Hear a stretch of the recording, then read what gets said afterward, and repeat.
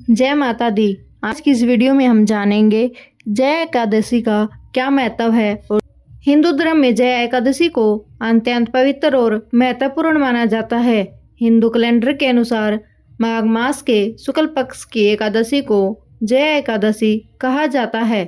ऐसा कहा जाता है कि इस दिन व्रत करने से व्यक्ति को जन्म जन्मांतर के पापों से मुक्ति मिलती है, वह मोक्ष को प्राप्त करता है। इस दिन में भगवान विष्णु के श्री कृष्ण अवतार की पूजा की जाती है। कहा जाता है कि इस दिन व्रत करने से जीवात्मा की गति उच्च स्थानों की ओर होती है, वह भूत प्रेत के शरीर से मुक्त हो जाते हैं। इस दिन के पूजन में घी, चावल, रोली और फल फूल चढ़ाने की प्रथा है। जय एकादशी आत्मा की शुद्धि और मानसिक शांति के लिए विशेष रूप से प्रभावी है। इस व्रत को करने से मनुष्य के पापों से छुटकारा मिलता है और उसकी आत्मा उच्च लोकों में स्थान पाती है। जया एकादशी केवल व्रत या पूजा का दिन नहीं, बल्कि यह आत्मा की शुद्धि और मोक्ष प्राप्ति का मार्ग है। आइए जानते हैं इस व्रत को कैसे किया जाता है। जया एकादशी के दिन व्रत रखने वाले व्यक्ति को सूर्योदय के समय स्नान करके भगवान विष्णु और भगवान शिव की पूजा का संकल्प लेना चाहिए। अपने मन में संकल्प करते हुए पूरे दिन भगवान विष्णु का स्मरण करना चाहिए। ओम नमः भगवते वासुदेवाय, ओम नमः भगवते वासुदेवाय मंत्र का जाप करना चाहिए। व्रत से पूर्व एकादशी व्रत दिन से एक दिन पहले दशमी तिथि को एक समय में सात्विक आहार ले और ब्रह्मचर्य का पालन करें। व्रत के दिन प्रातःकाल जल्दी उठकर स्नान करें और व्रत का संकल्प लें। व्रत में भगवान विष्णु के श्री कृष्ण अवतार की पूजा करें। पूजा स्थल पर भगवान विष्णु की छोटी प्रतिमा स्थापित करें।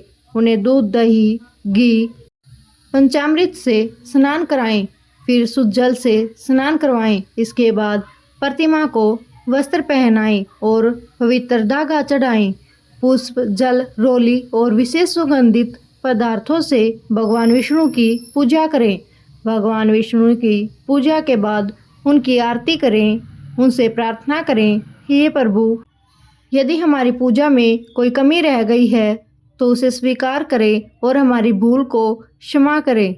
शाम को दीपक जलाएं, चंदन और फल आदि अर्पित करें, रात भर जागरण करें, श्री हरि के नाम का भजन करें और द्वादशी के दिन ब्राह्मणों या निर्धन व्यक्तियों को भोजन कराएं और दान दें। भगवान नारायण को प्रसन्न करने के लिए इस दिन श्री विष्णु का सहस्त्र नाम का पाठ करें। इसके अलावा नारायण स्तोत्र का पाठ करना भी शुभ माना गया है। इस व्रत में द्वादशी के दिन ब्राह्मणों को आमंत्रित करें, उन्हें भोजन कराएं, वस्त्र, पतल, पवित्र धागा और दक्षिणा दें। उनके जाने के बाद ही स्वयं भोजन करें। ऐसा करने से व्यक्ति भूत प्रेत के चक्कर से मुक्त होता है।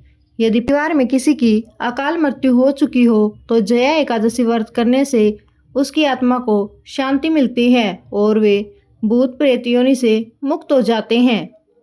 इसी संदर्भ में आप सुनते हैं जय एकादशी की एक पौराणिक कथा। प्राचीन काल में इंद्र की सभा में मल्यवन नाम का एक गंधर्व गीत गा रहा था, लेकिन उसका मन अपनी नवयुक्ति पत्नी में था। इस कारण से उसका गायन ताल से बिगड़ गया।